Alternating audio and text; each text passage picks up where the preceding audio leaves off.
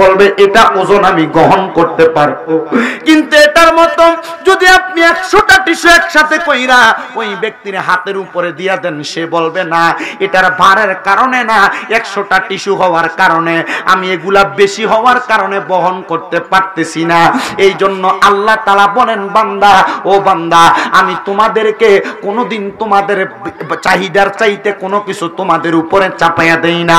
আমার আলা হযরত ইমাম ইশকে মুহাব্বত ইমাম আহমদ রেজা খান ফাজিল বেরলভী, উনি ওনার তাফসিরুল কাফসিরে কানজুল ঈমান খাজাইনুল ইরফানের মধ্যে অত্যন্ত সুন্দরভাবে ঘোষণা করতেছে, আল্লামা জালালউদ্দিন মুহল্লি রাহমাতুল্লাহ আলাইহি তাফসিরে জালালাইন শরীফের মধ্যে অত্যন্ত সুন্দরভাবে লিখতেছে, হে আল্লাহর বান্দার দলেরা, তোমরা যারা দুনিয়ার জমিনের মধ্যে মাত্র 500 টাকা ইনকাম করো, আর যারা দুনিয়াতে লক্ষ লক্ষ টাকা ইনকাম করো, তোমরা চিন্তা করবা না মাঝে মাঝে আল্লাহ তাআলা তোমাদেরকে কঠিন কিছু রোগ বিমার দিয়া পরীক্ষা করবে। তোমরা ওই সময় হতাশাগ্রস্ত হইবা না, কারণ আল্লাহ তাআলার বান্দাদেরকে রোগ বিমারের মাধ্যমে পরীক্ষা করে থাকেন। মনিক মাওলা আপনার কাছে জানতে চাই, ওই রোগ বিমার দিয়ে আপনি আমাদেরকে কি পরীক্ষা করেন? আল্লাহ তাআলার পেয়ারা হাবিব মুহাম্মদ মুস্তাফা সাল্লাল্লাহু আলাইহি ওয়াসাল্লামের প্রখ্যাত হাদিস বিশারদ হযরত আনাস ইবনে মালিক রাদিয়াল্লাহু তাআলা আনহু, উনি বলেন, আল্লাহ তাআলা বান্দার ধৈর্যটাকে পরীক্ষা করে। ও বান্দা, আপনার ধৈর্য আছে, আমারও তো ধৈর্য আছে, কিন্তু সবার ধৈর্যের পরীক্ষা একরকম না। বলে, হুজুর ধৈর্যের পরীক্ষাটা করব কেমনে? হাদিস শরীফের মধ্যে নবী আমার ঘোষণা করে, ধৈর্যের পরীক্ষা দেওয়া হয় একমাত্র নামাজের মাধ্যমে। আপনি আল্লাহু আকবার বলে নামাজে দাঁড়াইবেন, যখন দেখবেন আপনার নামাজের মধ্যে আপনার পরিবারের কথা মনে হয় না, নামাজের মধ্যে বন্ধু বান্ধবের কথা মনে হয় না, নামাজের মধ্যে আপনার ব্যবসার কথা মনে হয় না, নামাজের মধ্যে আপনার দুনিয়াবি কোনো কিছু মনে হয় না, তাইলে মনে করবেন আপনার ধৈর্যটা বড় ভালো। বলে, হুজুর বিপদে ধৈর্য ধরলে তো ধৈর্যশীল বলা হয় না। না না, ধৈর্যের একমাত্র পরীক্ষা হলো নামাজের মাধ্যমে। কিন্তু মুরব্বীরা চিন্তা করে দেখেন, আপনি যখন ধৈর্য ধরে নামাজে দাঁড়ান, আপনার নামাজের মধ্যে মশাটা কামড় দিলে আপনি মশাটা মারতেছেন, নামাজে দাঁড়াইলে হঠাৎ করে আপনার মাথার মধ্যে টেনশন পীড়া লাগে, আরে নামাজে দাঁড়াইলাম, এক ব্যক্তি তো আমার কাছে 5,000 টাকা পাওনা পরিশোধ করা লাগবে, না রে না। যদি আপনি এই সকল চিন্তা চেতনাকে একদিকে রাইখা তাকবীরে তাহরিমা যখন দেন, এটার মানে তো হয়তো অনেকে বুঝেন, অনেকে বুঝেন না।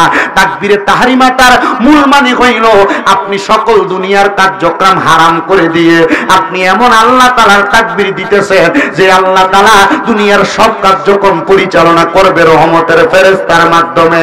এবার আপনারা বলেন, আমরা সবাই আমাদের সর্বশ্রেষ্ঠ ধৈর্যের পরিচয় দেওয়ার দরকার আছে না নাই? তো সর্বশ্রেষ্ঠ ধৈর্য কেমনে পরীক্ষা দিবেন? আমার নবী রাহমাতুল লিল আলামিন নবীর মসজিদে নববী, ঠিক এই মসজিদে নববীর মধ্যে রাসূল পাক সাল্লাল্লাহু আলাইহি ওয়াসাল্লামের রওজা মুবারকের পাশে 3টা জায়গা আছে, 3টা গাছ ছিল, 3টা পিলারের মতো এখন বানায় রাখা হয়েছে। এই জায়গার মধ্যে একটা জায়গার নাম হলো উস্তুনে উহুদা, আরেকটা জায়গার নাম হলো উস্তুনে আয়েশা, আরেকটা জায়গার নাম হলো উস্তুনে হান্নানা। এই 3টা জায়গা নবীজির রওজা মুবারকের ঠিক পার্শ্ববর্তী জায়গার মধ্যে বাম অংশের মধ্যে আমার নবী রাহমাতুল লিল আলামিন নবীজি ওই উস্তুনে উহুদার মধ্যে নবী আমার বসে থাকতেন। আমার নবীজির দরবারের মধ্যে অনেক পুরুষ আসতেন, আমার নবীজির দরবারের মধ্যে অনেক মহিলা আসতেন। একবার আমার নবীজির দরবারে একজন মহিলা এসে চোখের পানিগুলা ছেড়া দিয়া হু হু করে কান্না করতেছে, আর ডাক দিয়া কই, ইয়া রাসূলুল্লাহ, ইয়া হাবিবাল্লাহ নবী গো, ও দয়ার নবী, মায়ার নবী, রাহমাতুল লিল আলামিন নবীজি, আপনার কাছে আমি একটা ফরিয়াদ জানাই গো নবীজি। আমার নবী ডাক দিয়া কয়, মা গো মা, কি ফরিয়াদের কথা আমি রহমতের নবীর কাছে জানাইতে চান? ওই মহিলা কয়, ইয়া রাসূলুল্লাহ, আমার আল্লাহ তাআলা তো আমাকে দুনিয়াতে এমন সুন্দর করে পাঠাইলেন, পাঠানোর পরে আমাকে সুন্দরভাবে বিবাহ বন্ধনে আবদ্ধ করলেন। ইয়া রাসূলুল্লাহ, বিবাহ বন্ধনে আবদ্ধ হওয়ার পরে দীর্ঘ 13 বছর পরে আল্লাহ তাআলা আমি মা জননীর গর্ভের মধ্যে একটা সন্তান সন্তান দিয়েছেন, কিন্তু সন্তান যখন গর্ভে ধারণ করলাম এর কিছুদিন পূর্বে আমার স্বামী দুনিয়ার মধ্য থেকে ইন্তেকাল করেছেন। ইন্না লিল্লাহি ওয়া ইন্না ইলাইহি রাজিউন। আমার স্বামী যখন ইন্তেকাল করলেন কিছুদিন পর আমার সন্তান দুনিয়াতে আগমন করলো। ইয়া রাসূলুল্লাহ, ইয়া হাবিবাল্লাহ, নবীজি আপনি মদিনা শরীফ থেকে যখন মাঝে মাঝে মক্কার পথে যান, যাওয়ার পূর্বে আপনি নবী উম্মতে মুহাম্মদীর জন্য কিছু বাণী দিয়া যান। আপনি নবীজি এমন একটা বাণী দুনিয়ার মানুষের কাছে শোনাইয়া দিয়া গেছেন, যেই বাণীটা শোনার পরে আমার কাছে বড় ভালো লাগছে। নবী আমার বলে, মা আপনি কোন বাণীর কথা বলেন, আমি নবীকে স্মরণ করাইয়া দেন।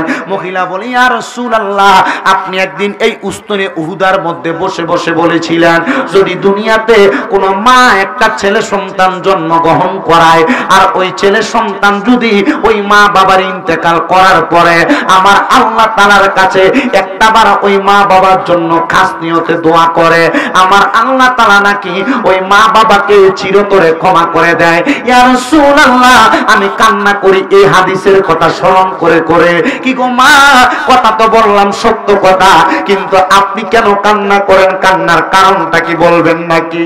ওই মহিলা বলে, নবী বিবাহের 13 বছর পরে সন্তান জন্ম দিলাম। সন্তান জন্ম দেওয়ার মাত্র 16 বছর বয়সে সন্তান দুনিয়া থেকে বিদায় হয়ে গেছে। আগের দিন রাত্রবেলা আমি আমার সন্তানটাকে আমার ডান উরুর মধ্যে তার মাথাটা লাগাইয়া যখন সে শুয়ে রইল, আমি বললাম, সন্তান মা হিসেবে আমি তোমার কাছে অন্য কোনো কিছু চাই না। আমি মা যদি মারা যাই তুমি সন্তান 4 তাকবীরের সহিত আমি মা জননীর জানাজার নামাজটা পড়াইবা। আমি মা জননী শুধু এইটাই তোমার কাছে চাই। ওই সন্তান বলে, আম্মা জান আপনি যেহেতু বলেছেন আমার কাছে আপনি আর কোনো কিছু চান না, অবশ্যই আমি সন্তান আপনি মা জননীর জানাজার নামাজটা পড়াইব।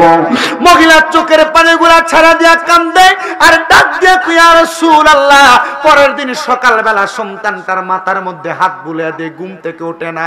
নবী গো বুঝতে পারলাম না, নাকের মধ্যে হাত দিলাম, মুখের মধ্যে হাত দিলাম, দেখলাম আমার সন্তানটা মনে হয় দুনিয়া থেকে বিদায় হয়ে গেছে। ইয়া রাসূলুল্লাহ আমি চিন্তা করতেছি বিবাহ হওয়ার পরে আমার স্বামী মারা গেল, সন্তান জন্ম দিলাম, সন্তানটা জন্ম হওয়ার পরে 16 বছর বয়সে মারা গেল। আল্লাহ আমার কি পরীক্ষা করতেছে আমার তো বুঝে আসতেছে না। ওই আমার আল্লাহর হাবিব সাল্লাল্লাহু আলাইহি সাল্লাম মুস্কি মুস্কি হাসে আর ডাক দিয়া কই, মা তুমি বলো তো তোমার মুখ দিয়া যেই কথাটা আসছে এই কথাটা কি সত্য না মিথ্যা? মহিলা বলে, ইয়া রাসূলুল্লাহ ওয়াল্লাহি বিল্লাহি তাআল্লাহ 3 রকমের কসম করলাম, আল্লাহর কসম করে বলি আমি যা বলেছি কথাটা সত্য। মহিলাকে আমার নবী আবার প্রশ্ন করে, তুমি যা বলছো কথা কি সত্য? মহিলা বলল, অবশ্যই ইয়া রাসূলুল্লাহ আমার কথাটা সত্য। নবী আমার তৃতীয়বার আবার প্রশ্ন করছে, এ মা যেই কথাটা বলছো কথাটা কি সত্য? আল্লাহর হাবিবকে ওই মহিলা বলে, ইয়া রাসূলুল্লাহ হ্যাঁ সত্য কথা। মহিলা এই কথা বলার পরে আমার নবী কয়ে, যাও মা যাও, তুমি তোমার ঘরের মধ্যে এখন থেকে মরার আগ পর্যন্ত ইবাদত করো। তোমার সন্তান মারা গেছে, সত্য কথা মারা গেছে, চিন্তা করবা না, তোমার সন্তান জান্নাতের মধ্যে তোমার জন্য অপেক্ষা করতেছে যেন তুমি মারে নিয়ে জান্নাতে যাইতে পারে। জবান খুলে জোরে জোরে বলেন সুবহানাল্লাহ। দয়াল বুঝি না তোর লীলা,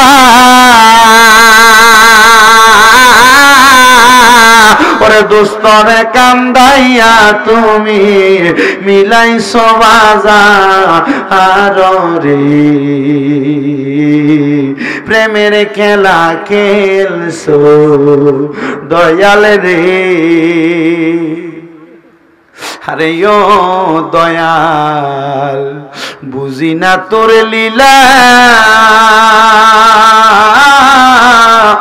ওরে দোস্তরে কান্দাইয়ার তুমি মিলাইছো বাজার রে, প্রেমের খেলা খেলছো দয়াল রে ও দয়াল। তুমি কাউরে দিলা কোটি টাকা, একটা সন্তান নাই, আবার কাউরে দিলা 10টা সন্তান, থাকার জায়গা নাই, টাকা পয়সা ধন সম্পত্তি দিলা বেশি করে,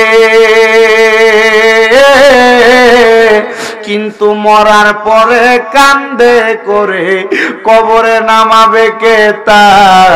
আরে রে প্রেমের খেলা খেলছো দয়াল রে, ও দয়াল তোমার খেলা চমৎকার,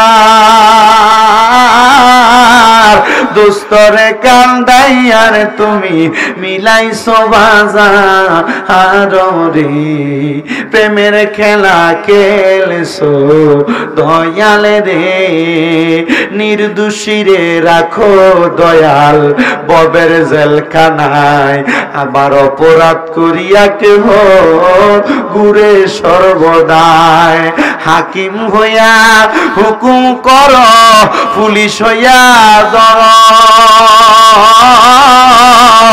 আবার সর্প হইয়া দর্শন কর, উজা হইয়া যা রে, প্রেমের খেলা খেলছো দয়াল রে, ও দয়াল তোমার খেলা চমৎকার, দুস্তরে কান্দাইয়ার তুমি মিলাইছো বাজার রে, প্রেমের খেলা খেলছো দয়াল রে। আমার সিগরের বাবারা, এবার আপনারা বলেন, আমার আল্লাহ চাইলে ধনী রে গরিব, আমার আল্লাহ চাইলে গরিব রে ধনী বানাইতে পারে কি পারে না? আমার আল্লাহ চাইলে দুনিয়াতে যারা 5 ওয়াক্ত নামাজ পড়ে কবরে যায়, এই মানুষগুলোরে দুদুকিও বানাইতে পারে।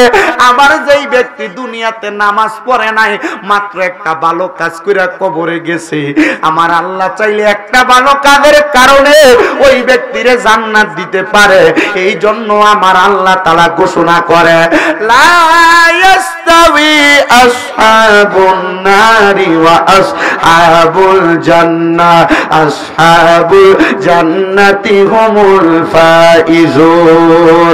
আল্লাহ কয়, বান্দারা জান্নাতি আর দুজকি একরকম নয়, যারা জান্নাতি তারা হইল সফল কাম।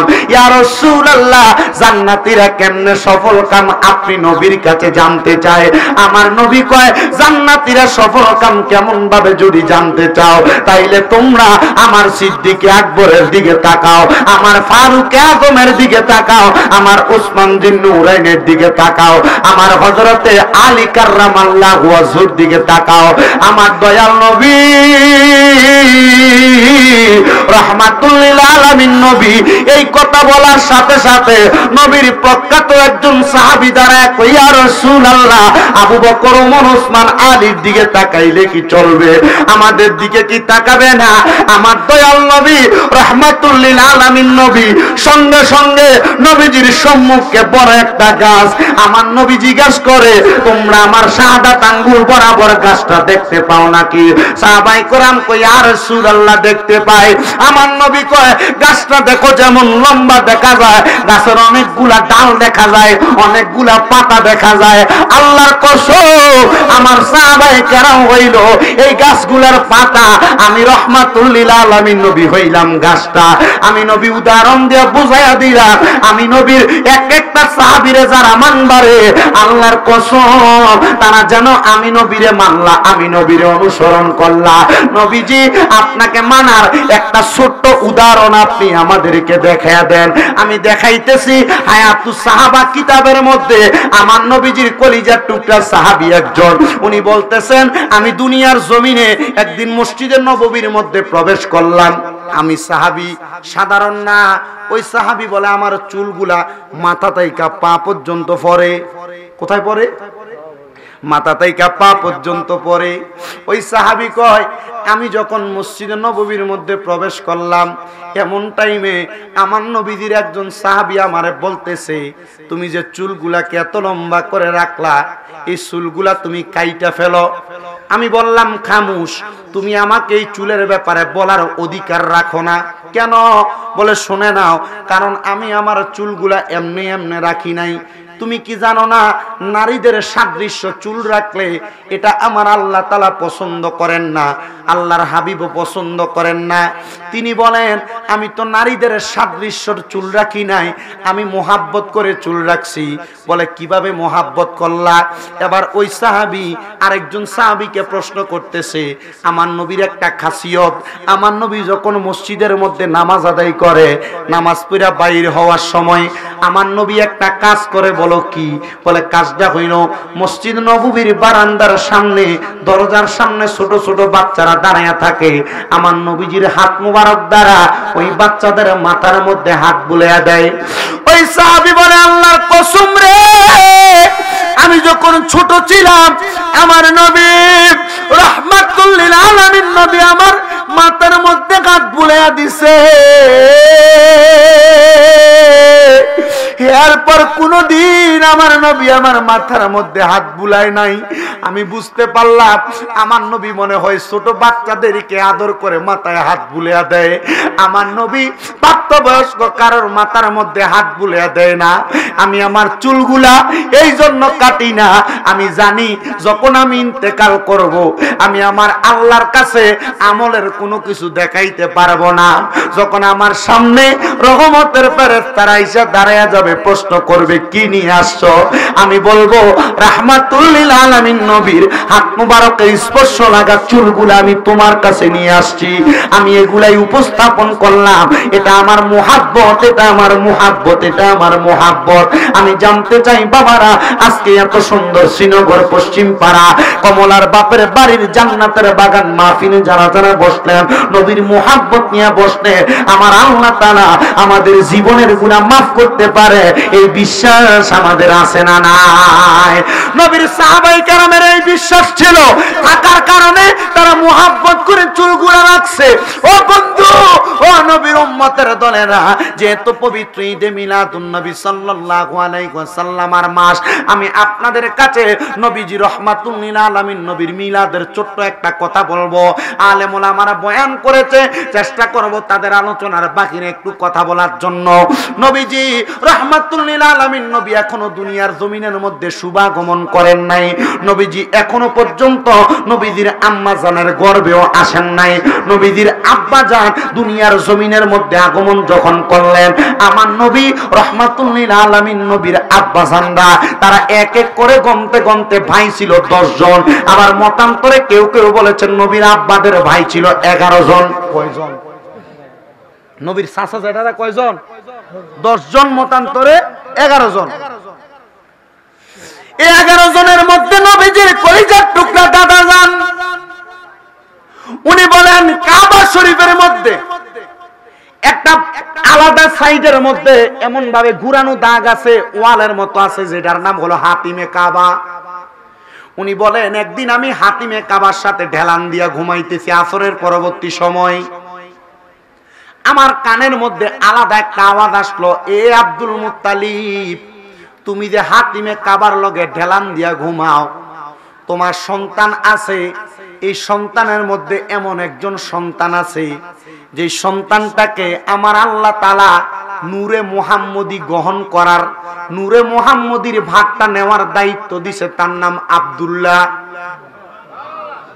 আস্তে কইলেন সুবহানাল্লাহ, আর জোরে কোন সুবহানাল্লাহ। আব্দুল মুত্তালিব, তুমি ওই আব্দুল্লাহরে একটু আলাদাভাবে যত্ন করো।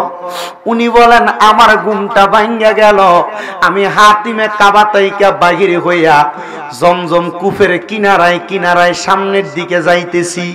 সামনের দিকে যাওয়ার পরে আমি দেখলাম আমার 9 জন পুত্র একদিকে হাঁটতেছে আর আমার ছেলে আব্দুল্লাহ আরেক দিকে হাঁটতেছে। আমি যখন তার কাছে গেলাম, আমার সন্তান আব্দুল্লাহ, আমি আব্দুল্লাহ আব্দুল মুত্তালিবের কদমের মধ্যে শুয়া শুয়া সালাম কইরা আমি আব্বাজানের কপালের মধ্যে চুম্বন করতেছে। আমি বড় খুশি হয়ে গেলাম। কিন্তু পরের দিন আসরের নামাজের পরবর্তী সময়ে আব্দুল্লাহ আইসা আমি আব্বাজান হযরতে আব্দুল মুত্তালিবের কাছে ডাক দিয়া কয়, বাবা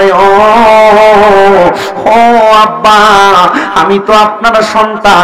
মক্কা নগরীর মধ্যে বাহিরে হইলে মক্কার রাজার মাইয়ারা, বাদশার মাইয়ারা আমি আব্দুল মুত্তালিবের দিকে কেমন জানি বাঁকা নজরে তাকায়। তারা আমার ইশারা ইঙ্গিত দিয়া বলতে চায় আমি আব্দুল্লাহ আমি যেন ওই মাইয়া গুলার বিবাহ করি। মক্কা নগরীর মেয়েরা অত্যন্ত সুন্দর সুদর্শনমূলক। ওই আব্দুল মুত্তালিব ডাক দিয়া কয়, আব্বা, তারা যেহেতু তোমাকে বিবাহ করতে চায়, ঠিক আছে, আমি তোমাকে আমার সিদ্ধান্তটা অল্প কিছুদিনের মধ্যে জানাইতেছি। আব্দুল মুত্তালিব বলে, আমি 2 রাকাত নফল ইবাদত করলাম, আল্লাহর কাছে সিজদানত হইয়া আমার আল্লাহর কাছে দোয়া করতে লাগলাম, আল্লাহ আমার সন্তানের দিকে আরবের বড় বড় বাদশারা, বাদশার কন্যারা আমার সন্তানের দিকে নজর দিয়েছে। যদি তারা আমার সন্তানের দিকে কুনজর দিয়া ফালায়, আমার সন্তানের চরিত্র নষ্ট করবে, ও আল্লাহ আপনার কাছে আমি সমাধান চাই। বুজুর্গ ব্যক্তি যারা যারা আল্লাহ তাআলার খাস বান্দা, তারা দুনিয়ার জমিনে কোনো সিদ্ধান্ত নেওয়ার আগে 2 রাকাত নফল নামাজ পড়ে। আমি বলবো আপনারা যারা শ্রীনগরবাসী আমার বয়ান শুনতেছেন, পর্দার অন্তরালে কোন মা বোন আমার বয়ান শুনতেছেন, আমি আপনাদেরকে বলবো কোন সিদ্ধান্তহীনতায় যদি ভোগেন, যদি কোনো টেনশন হয়, বিপদ আপদ হয়, 2 রাকাত নামাজের নিয়ত কইরা নামাজের মুসল্লায় দাঁড়াইয়া 2 রাকাত নামাজ পড়া সিজদার মধ্যে যায় যে আল্লাহর কাছে কান্না করবেন, দেখবেন আপনার সমাধান আপনি সিজদার মধ্যে পেয়ে যাবেন। হযরতে আব্দুল মুত্তালিব বলে, আমি 2 রাকাত নামাজ পড়া সিজদার মধ্যে যায় কান্নাকাটি করতে লাগলাম। ও বন্ধু, নামাজের মধ্যে আপনি দুনিয়ার কোনো কিছু চাইতে পারবেন না, তবে এমন 2 রাকাত নামাজ আছে যেই নামাজের নাম সালাতুল হাজতের নামাজ। সালাতুল হাজতের নামাজের নিয়ত কইরা আপনি যখন সিজদার মধ্যে যাবেন, সুবহান রাব্বিয়াল আলা 3 বার পড়ার পরে আপনার যদি কোনো হাজত থাকে, কোনো চাহিদা থাকে, সিজদার ভিতরে আল্লাহর কাছে বলবেন, আল্লাহ আমার সন্তানদের বিদেশ পাঠাইতে চাই, আল্লাহ আমার কন্যা সন্তানের বিয়া দিতাম চাই, আল্লাহ আমার বিপদ আপদ কাটে না, আপনি আমার বিপদ কাটিয়ে দেন, আল্লাহ আমার ঋণ আছে, আপনি আমার ঋণগুলা পরিশোধের ব্যবস্থা করে দেন। আল্লাহর নবী এই সালাতুল হাজতের নামাজ শিখিয়ে দিয়ে গেছে। আর উম্মতে মুহাম্মদী এই সালাতুল হাজতের নামাজ পড়লে আল্লাহ আপনার হাজত পূরণ করে দিবে। বলেন সুবহানাল্লাহ। হুজুর দরকার আছে না নামাজটা? নামাজটার নাম কি? সালাতুল হাজত। পর্দার আড়ালে অনেক মা বোন শুনতেছেন, অনেকের বাচ্চা হয় না, অনেক যুবক আছেন বিদেশ যাইতে পারেন না, অনেকে আছেন অভাব অনটন লাগা রয়েছে, ওই অভাব অনটন পূরণ করতে পারতেছেন না, অনেকে আছেন এখানে বসে আছেন, আপনাদের জীবনের মনে করেন বৃষ্টি আসে না, এমন হয় না মাঝে মাঝে? এই সালাতুল হাজতের নামাজের বিপরীত আরেকটা নামাজ সালাতুল ইস্তেসকার নামাজ। মসজিদে নববীর 310 নম্বর দরজা, এই দরজা দিয়ে বাইর হইলে সামনে মসজিদে গামামা। এই মসজিদে গামামার ভিতরে নবীজি সাল্লাল্লাহু আলাইহি সাল্লাম ঈদের নামাজ পড়ছে এবং বৃষ্টির লেগে দোয়া করছে। সালাতুল ইস্তেসকার নামাজ পড়া আল্লাহ দোয়া কবুল করছে। আল্লাহর হাবিব সাল্লাল্লাহু আলাইহি সাল্লামের এক হাদিস শরীফ পড়তে দেয়া পাইলাম, নবীজির কোন উম্মতে মসজিদে 2 রাকাত নামাজ পড়া সালাতুল হাজত অথবা ইস্তেসকার নামাজ যদি পড়া আল্লাহর কাছে দোয়া করে, আল্লাহ তার আশা পূরণ করে দেয়। সুবহানাল্লাহটা জোরে কইলেন না? আর জোরে কইলেন না সুবহানাল্লাহ? সবাই জোরে জোরে একটু দরুদ শরীফ পড়েন। আল্লাহুম্মা সাল্লি আলা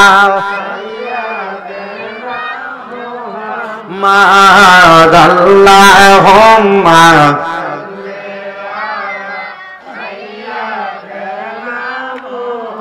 মাদনা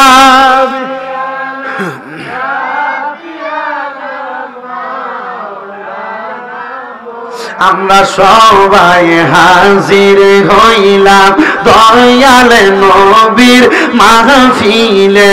হায়রে দয়া করে কবুল করেন দয়াল আল্লাহ আমরা রে। আল্লাহুম্মা সাল্লি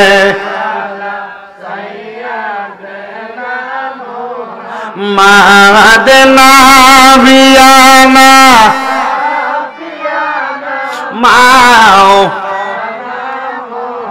বাজানো আমার দয়াল নবী রহমাতুল লিল আলামিন নবীজির না দাদাজান হযরতে আব্দুল মুত্তালিব বলে আমি যখন নামাজটা পড়া আমার আল্লাহর কাছে ডাকতেছি আমার আল্লাহ তাআলা গায়েবী ভাবে আমি আব্দুল মুত্তালিবের কাছে একটা আওয়াজ দিয়া দিছে, হে আব্দুল মুত্তালিব আপনি আমার আল্লাহ তাআলার কাছে দোয়া করছেন, আল্লাহ তাআলা আপনার দোয়াটা কবুল করছে, আপনি তাড়াতাড়ি আপনার সন্তান হযরতে আব্দুল্লাহর বিবাহের ব্যবস্থা করেন। কিন্তু বন্ধু হযরতে আব্দুল্লাহর বিবাহ দিবে মক্কার এই বাদশার মাইয়ার কাছে যদি বিয়া দেয় ওই বাদশা রাগান্বিত হইয়া আব্দুল মুত্তালিব হাশিমি বংশের উপর অত্যাচার অনাচার চালাইব।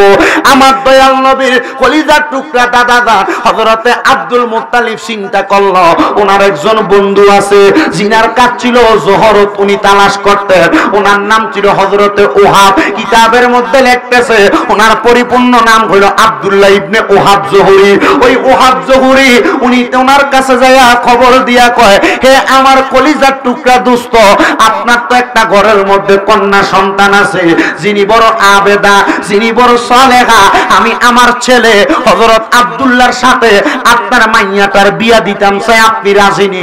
উনি বললেন কবুল করলাম, রাজি হইলাম। দুইজনের বিবাহটা সুন্দরভাবে দিয়া এবার হযরতে ওহাব জোহরি বড় খুশি হইয়া গেল। বন্ধু আপনি হইলেন হাশিমি গোত্রের মানুষ আর আমি হইলাম মাত্র একজন জহুরুত কুরআনেওয়ালা, আপনি কেমনে গো কেমনে বিবাহের ব্যবস্থা করবেন? বলে আপনি আমারে কোনো কিছু দেওয়া লাগবে না, আপনার বিবাহ এমনি আমি কবুল করে নিলাম। যখন মা হযরতে আমেনার সঙ্গে বাবা আব্দুল্লাহর বিবাহ হয়ে গেল, বাবা আব্দুল্লাহর বিয়ে হওয়ার সাথে সাথে বাবা আব্দুল্লাহ মা আমেনা বাসর ঘরে প্রবেশ কইরা হযরতে খাজা আব্দুল্লাহ মা আমেনার কপাল মুবারকের মধ্যে একটা চুম্বন করেছে আর হযরতে মা আমেনা বাবা আব্দুল্লাহর কপাল মুবারকের মধ্যে চুম্বন করেছে। সকালবেলা বাবা আব্দুল্লাহ যখন মক্কা নগরীর রাস্তা দিয়ে হাইটা হাইটা যায় এমন টাইমে বাবা আব্দুল্লাহ লক্ষ্য করে দেখে যেই মাইয়ারা বাবা আব্দুল্লাহরে গতদিনও বিবাহের প্রস্তাব দিছে ওই মাইয়ারা বাবা আব্দুল্লাহর চেহারার দিকে ফিরে তাকায় না। বাবা আব্দুল্লাহ বড় অবাক হয়ে গেছে, অবাক হইয়া বাবা আব্দুল্লাহ সামনের দিকে যাইতে যাইতে যাইতে যাইতে সামনেই পড়ল নবীর দাদা হযরতে আব্দুল মুত্তালিব। আব্দুল মুত্তালিবের কাছে ডাক দিয়া কয়, আব্বা ও আব্বা, গত কয়েকদিন আগে তো এই গরবের মহিলারা আমি আব্দুল্লাহর দিকে তারা নজর দিয়ে তাকায়া তাকায়া ছিল, আব্বা কারণ কি এখন তো তারা আমার চেহারার দিকে ফিরেও তাকাচ্ছে না। হযরতে আব্দুল মুত্তালিব ডাক দিয়া কয়, বাবা যে যেই কর্ম করে সে যেই কর্মের মূল কাহিনী জানে, তাদেরকে জিজ্ঞাসা করো না তারা কেন গতকালকে তোমার দিকে তাকাইলো আর আজকে কেন তোমার দিকে তাকায় না। হযরতে আব্দুল্লাহ বলে, আমি মক্কা নগরীর রাস্তার মধ্যে যাইয়া যখন দাঁড়াইলাম মক্কার মাইয়ারা আমার সামনে দিয়া যায়, আমি জিজ্ঞাসা করলাম, হে মক্কা নগরীর মাইয়ারা মারহাবান তাইয়্যিবা, তোমরা কেন আজকে আমার দিকে তাকাও না? মক্কার মাইয়ারা মুস্কি মুস্কি হাসে, মুস্কি মুস্কি হাসে। আব্দুল্লাহ আমরা তো তোমারে দেখে হাসতাম না। সুবহানাল্লাহ। হে আব্দুল্লাহ আমরা তো তোমার দেইকা হাসতাম না। বলে কারণ কি? বলে তোমার কপালের মধ্যে পেশানির মধ্যে নূরে মুহাম্মদি ছিল, আমরা ওই নূরে মুহাম্মদি দেইখা দেইখা হাসতাম, আমরা নূরে মুহাম্মদির পাগল ছিলাম। আমার আল্লাহ তাআলা তাওরাত কিতাবের মধ্যে ইনজিল কিতাবের মধ্যে ওই নূরে মুহাম্মদির কথা বলছে। ওই নূরে মুহাম্মদি যদি তোমার সঙ্গে আমাদের বিবাহ হয়ে যাইতো, আমরা মুহাম্মাদুর রাসূলুল্লাহ আম্মা জান হইতাম, আমাদের জীবনটা ধন্য হয়ে যাইতো। আব্দুল্লাহ ও আব্দুল্লাহ এখন আমরা আর তোমার বিবাহ করতে চাই না। হযরতে খাজা আব্দুল্লাহ বলে, আমার নূরে মুহাম্মদি কোথায় গেল রে?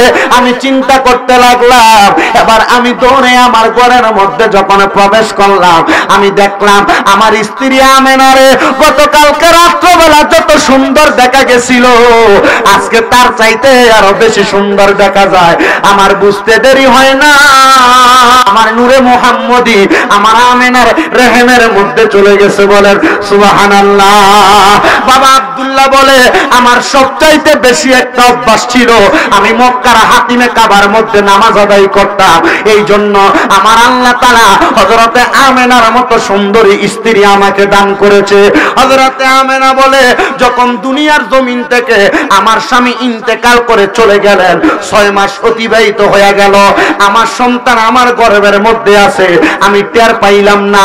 দুনিয়ার মা বোনেরা সন্তান গর্ভের মধ্যে আসলে মা বোনদের পেটটা সামান্য উঁচা হয়। আমার নবীজির আম্মা জান কয় যখন 2 মাসের মধ্যে পড়ে গেল, আমি হঠাৎ করে দেখলাম আমার ঘরের দরজার মধ্যে কে জানি আওয়াজ দেয়, আসসালামু আলাইকুম। এই সালাম না, আসসালাতু আসসালামু আলাইকা ইয়া নাবিয়াল উম্মি। আমি কইলাম সালাম তো আমারে দেয় না, সালাম আপনার ঘরের সামনে কইব আসসালামু আলাইকুম আব্দুল জব্বার ভাই আসেননি, আপনি বুঝবেন যে সালামটা কারে দেয়, আব্দুল জব্বার ভাইরে দেয়।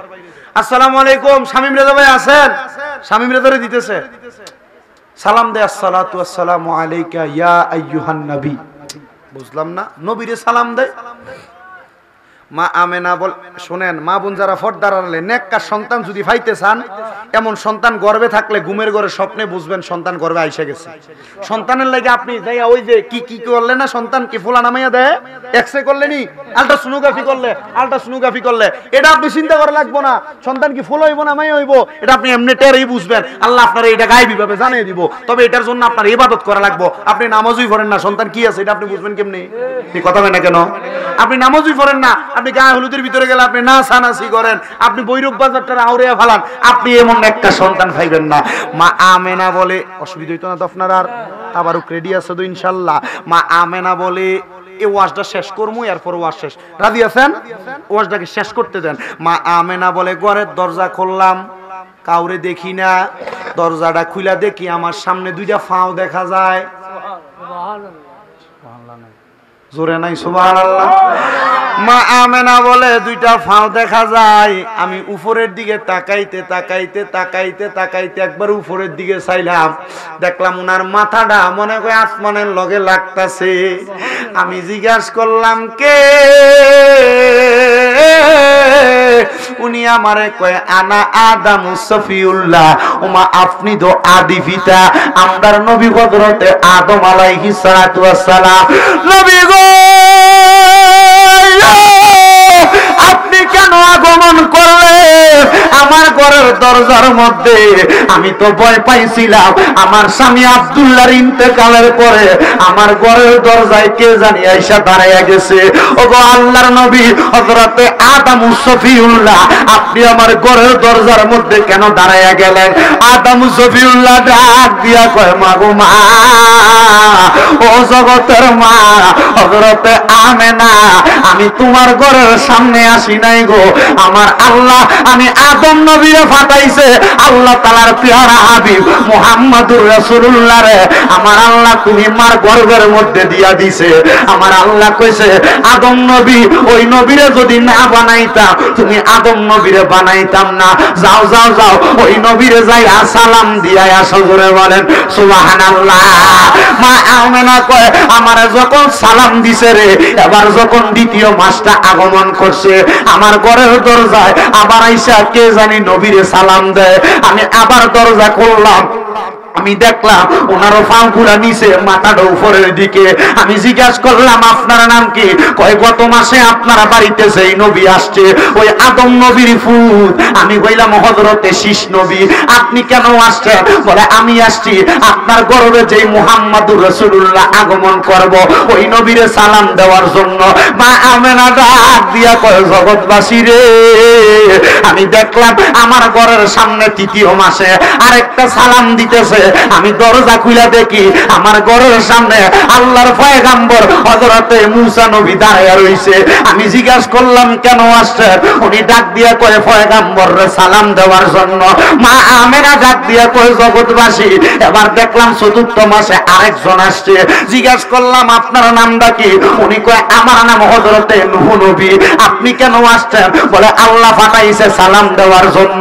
এবার পঞ্চম মাসে আমি দেখলাম আমার দরজার মধ্যে মধ্যে আরেকজন দাঁড়ায় রইছে। আমি জিজ্ঞাসা করলাম নাম কি? কয় দাউদ নবী।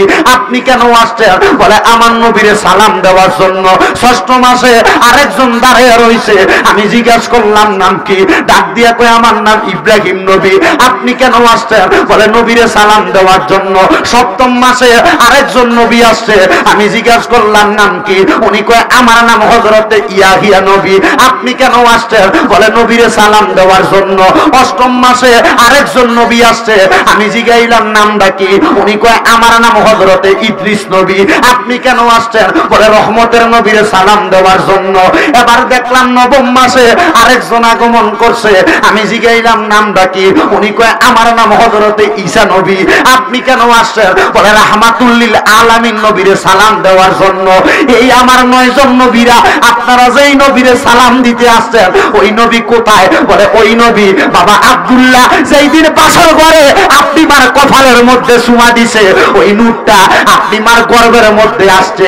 মা আমেনা কয় নবীরা কই নবীরে তো দেখি না। বলে ওই নবী তো দুনিয়ার সাধারণ পাবলিকের মতো না। ওই নবী হইল রাহমাতুল লিল আলামিন নবীজি। ওই নবীজি সাজদায় পড়া উম্মতের জন্য কাঁদবে। জোরে জোরে বলেন সুবহানাল্লাহ। মা আমেনা ডাক দিয়া কয় জগৎবাসী, যখন 9 জন নবী আমার ঘরের সামনে থেকে গেছে, কয়জন? কয়জন? ওমা তো নবীরে যে সালাম দেন, তাহলে সালামটা দেওয়া শিখাইছে কারা? বলবেন নবীরে সালাম দেওয়া শিখাইছে আদম নবী, শীষ নবী, দাউদ নবী, ইব্রাহিম নবী, ইয়াহিয়া নবী, ইসহাক নবী, হযরতে ইদ্রিস নবী, হযরতে ইব্রাহিম নবী, হযরতে ঈসা নবী। এই 9 জন নবী নবী আগমন করার আগেই সালাম দিছে। তো আমরা সালাম দিলে সমস্যাটা কি? বলে সমস্যা একটাই, নবীরে সালাম দেওয়ার কথা শুনলে আমার গায়ে আগুন ধরে যায়। আমি বলবো ভাই সাহেব, কারোর বিরোধিতা করা আমার উদ্দেশ্য না। আপনার মন চাইলে আপনি সালাম দিবেন, আমার মন চাইলে আমি সালাম দিতাম না। আমার মন চায় আমি সালাম দেই, আপনার মন চায় না আপনি সালাম দিয়েন না। তবে একটা কথা মনে রাখেন, মুসলমান মুসলমানে আর কত মারামারি করবেন, মুসলমান মুসলমান আর কত কাটাকাটি করবেন। বলে হুজুর মাইরের তো শেষ নাই, মারামারি কাটাকাটি দ্বন্দ্বের তো শেষ নাই। দ্বন্দ্ব হবে, কারণ দ্বন্দ্ব না হইলে কিয়ামত হইব কেমনে? আমার আল্লাহরে তো ফেরেশতারা কইছে আল্লাহ এডিরে যে বানান এডিরে তো দুনিয়ার ভিতরে রক্ত প্রবাহ করব। আল্লাহ কয় আমি যা জানি তোমরা তা জানো না, চিন্তা করো না। এদেরকে বালা করার লাগা আমি এমন একজন নবী পাঠামু, ওয়াল্লাযী আরসালা রাসূলাহু বিল হুদা ওয়া দীনিল হাক্কি লিইয়ুযহিরাহু আলাদ দীনি কুল্লিহি। ওই রাসূল দুনিয়াতে সত্য ধর্ম লইয়া যাইব, মানুষগুলা বালা হইয়া যাইব। কিন্তু বালা হওয়ার পরে এই বালা মানুষের ভিতরে কয়েকটা কাতার হইয়া যাইব। কাতার হওয়ার পরে এদের মধ্য থেকে আমি আল্লাহ বালা বালা দিলে জান্নাতে লইয়া যাইব। এবার নবীর মা হযরতে আমেনা ডাক দিয়া কয় জগৎবাসী রে, এবার যখন 9 জন নবী আমার ঘরের দরজা থেকে চলে গেল, এবার 9 মাস শেষের পথে আমি দেখলাম হঠাৎ কইরা মক্কা শরীফের ছাদের উপর দিয়া 3টা কাপড় পরছে। ওই 3টা কাপড় পরার সাথে সাথে আমি দেখলাম একটা কাপড়ের কালার হইল সাদা, আরেকটা কাপড়ের কালার হইল সবুজ, আরেকটা কাপড়ের কালার হইল কালো। এই 3টা কাপড় পরার সাথে সাথে আমি দেখলাম 3টা কাপড়ের ফাঁকের মাঝখান দিয়া একজন সুন্দরী মহিলা নিচের দিকে নামতেছে নামতেছে নামতেছে নামতেছে, আমার ঘরের ভিতরে আসছে। আমার ঘরের মধ্যে আসার সাথে সাথে আমি জিজ্ঞাসা করলাম, এ সুন্দরী মহিলা, আপনার মতো সুন্দর নারী তো আমি আমার জীবনে দেখি নাই। কে গো আপনি, আপনার পরিচয় কি? বলে প্রথম মাসে আপনার যেই নবী আইয়া সালাম দিছে আমি কইলাম ওই নবীর বউ, আমার নাম হইল হযরতে মা হাওয়া। মা কেন আসছেন? কই সবুর ধৈর্য ধারণ করেন। এবার হযরতে মা হাওয়া ডাক দিয়া কই শোনো, অল্প কিছুক্ষণ অপেক্ষা করো। মা আমেনা বলে আমি তাকাইয়া দেখলাম ওই সাদা এবং সবুজ এবং কালো রঙের কাপড়ের মাঝখান দিয়া আরেকজন মহিলা আগমন করছে। জিগাইলাম মা গো মা, আপনার নামটা কি? উনি ডাক দিয়া কয় আমার নাম হযরত আসিয়া। আমি দেখলাম আরেকজন মহিলা আগমন করছে। আমি জিগাইলাম আপনার নামটা কি? উনি আমারে ডাক দিয়া কয় আমার নাম হলো হযরতে মরিয়ম। আমি দেখলাম আরেকজন মহিলা আগমন করছে। আমি জিগাইলাম মা আপনার নামটা কি? উনি ডাক দিয়া কয় আমার নাম হযরতে হাজেরা। ডাক দিয়া কয় মা আপনারা 4 জন মহিলা, আপনারা তো দুনিয়া থেকে এখন বিদায় হন নাই। আপনারা তো কেউ 500 বছর আগে, আপনারা কেউ 300 বছর আগে, কেউ 700 বছর আগে, কেউ 1100 বছর আগে দুনিয়া থেকে বিদায় হইছেন। আপনারা কেন আগমন করছেন? আপনারা তো জান্নাতে থাকার কথা। 4 জন মহিলা এক বাক্যে ডাক দিয়া কয় মা গো মা, ও মা আমেনা, আমরা তো আসলেই জান্নাতের মধ্যে বাসিন্দা হইয়াছিলাম। আমার আল্লাহ খবর দিছে গো মা, অল্প কিছুক্ষণ পরে ফজরের নামাজের আগ মুহূর্ত দিয়া আমার আল্লাহর পয়গম্বর মুহাম্মাদুর রাসূলুল্লাহর আগমন হবে। ওই নবীরে স্বাগতম জানানোর জন্য আমার আল্লাহ আমরারে পাঠাইয়া দিছে। কোন সুবহানাল্লাহ। হে আমার শ্রীনগর এলাকার মা বোনেরা গো, আপনারা সন্তান জন্ম দেওয়ার সময় দাইমা আসে, আপনারা সন্তান জন্ম দেওয়ার সময় হসপিটাল থাকলে নার্সরা আসে। আমার নবীদের জন্য আমার আল্লাহ এমন স্পেশাল নার্স ফাটাইছে, খাদেমা ফাটাইছে। এগুলা দুনিয়ার খাদেমা না, এগুলা হইল জান্নাতের খাদেমা। এগুলা হইল আলাদা ইনটোটাল আলাদা পারসন। এগুলারে আমার আল্লাহ স্পেশাল ভাবে নবীর মায়ের কাছে ফাটাইছে। এবার যখন ওই 4 জন ঘরের মধ্যে ওই 4 জন নবীর মায়ের 4 কোণার মধ্যে দাঁড়াইছে, 4টা পেয়ালা হাতের মধ্যে লইয়া নবীর আম্মা জানরে ডাক দিয়া কয় মা এই পেয়ালার পানিগুলা পান করেন। মা হাওয়া কয় আমার হাতে যেই পানি দেখেন এই পানি সাধারণ পানি না, এই পানি হইল হাউজে কাউসারের পানি। মা এই পানি আমার আল্লাহ আপনারে ফাটাইছে শরবত খাওয়ানোর জন্য। এবার ডাক দিয়া কয় হযরতে মরিয়ম আমার হাতে একটা পানি আছে, এই পানির নাম হইল শারাবন তাহুরা, এই পানি আপনি পান করবেন।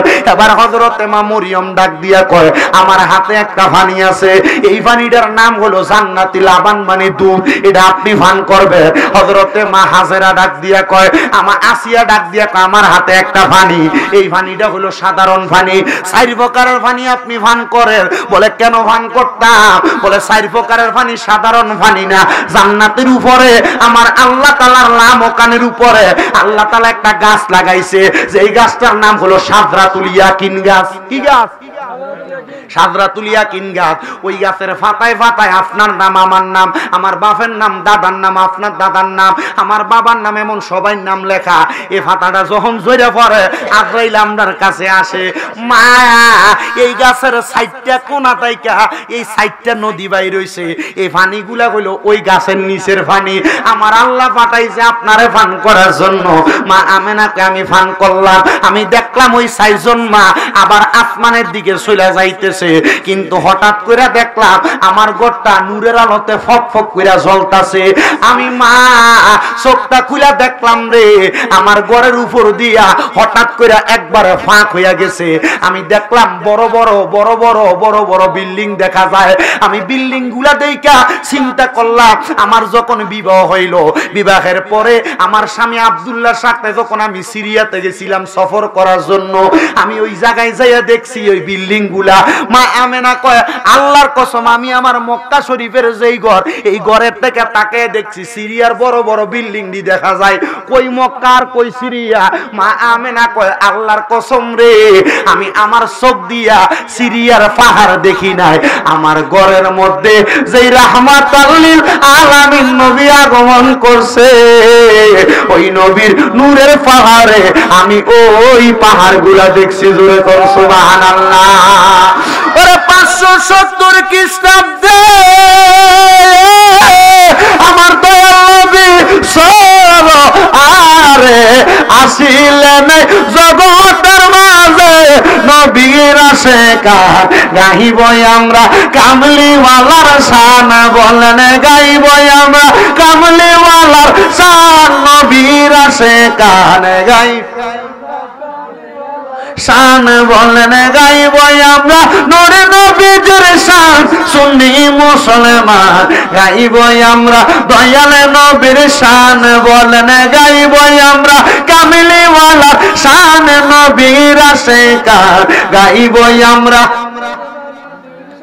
আমার দয়াল নবী সরোয়ারে দুনিয়াতে আসার পরে সেজদায় পরে কান্দেন উম্মত বলে আমার দয়াল নবী সরোয়ারে দুনিয়াতে আসার পরে সেজদায় পরে কান্দেন উম্মত বলে আয়রে নবীর আশাকান যাবি কে কে তুলবি শান গাইবি সবাই কামলিওয়ালার শান নবীর আশাকান গাইবই আমরা নূর নবীজির শান বলে গাইবই আমরা কামলিওয়ালার শান সুন্নি মুসলমান গাইবই আমরা নূর বন্ধু হযরতে মা আমেনা বলে এবার আমি যখন শুনলাম আমার সন্তান আগমন করছে এই টাইমে আমার ঘরে আমার স্বামীর ভই মানে নবীর হুক্কু আমরা ফুফি আম্মা কন না আপনারা কি করেন এটারে ফুফি আম্মাই কন আমরা কুমিল্লার ভাষায় এটা হুক্কু কয় আমরা এলাকার কে এটা হুক্কু কয় এটা আমার ফুফি আম্মা নবীর ফুফি আম্মা আমার ঘরের ভিতরে আসছে আমি চিন্তা করলাম সন্তান না জন্ম নিলে ওয়া ওয়া করে কান্দে এটা দি কান্দে না নবীর ফুফি আম্মা কয় আমি তাড়াতাড়ি সামনে আইসা আমার বাইফুতেরে আমার কোলে লইছি আমি মুখটার দিকে চাইয়া দেখি এমন সুন্দর চেহারা আমি একবার তাকাইয়া চোখ বন্ধ করে ঘুরে আবার তাকাই আমি চাইয়া দেখি ওনার ঠোঁটটা ফটফট ফটফট করে লড়তাছে আমি চিন্তা করলাম দুনিয়াতে সন্তান আসলে কান্না করে ওনার দি মুখটা খালি লড়তেছে আমি আমার বাম কান্ডারে ওনার মুখের সাথে লাগাইলাম ও মাগো আমি দেখতেছি ওনার মুখ থেকে ইয়া উম্মতি উম্মতি উম্মতি শব্দ শোনা যায় আমি বুঝতে পারলাম না আবার কান্ডা লাগাইলাম আবার দেখলাম উম্মতি উম্মতি শব্দ শোনা যায় আবার কান্ডা লাগাইলাম আবার দেখলাম উম্মতি উম্মতি শব্দ শোনা যায় আমি কুলের মধ্যে লইয়া একটা দৌড় মাইরা আমার আব্বা জানের কাছে যায় ডাক দিয়া বললাম বাবা গো এমন সন্তান তো জীবনে দেখি নাই এই সন্তান যে উম্মতি কইয়া কান্দে হযরত আব্দুল মুত্তালিব কয় এটা তো দুনিয়ার সাধারণ সন্তান না আমার আল্লাহ আমাদের মধ্য থেকে এই সন্তানটারে এমন একটা সন্তান বানাইয়া পাঠাইছে এটা দুনিয়ার সাধারণ সন্তান না এটা হইল রাহমাতুল লিল আলামিন এটার কথা আমার আল্লাহ তাওরাত আর ইনজিল কিতাবের মধ্যে বলছে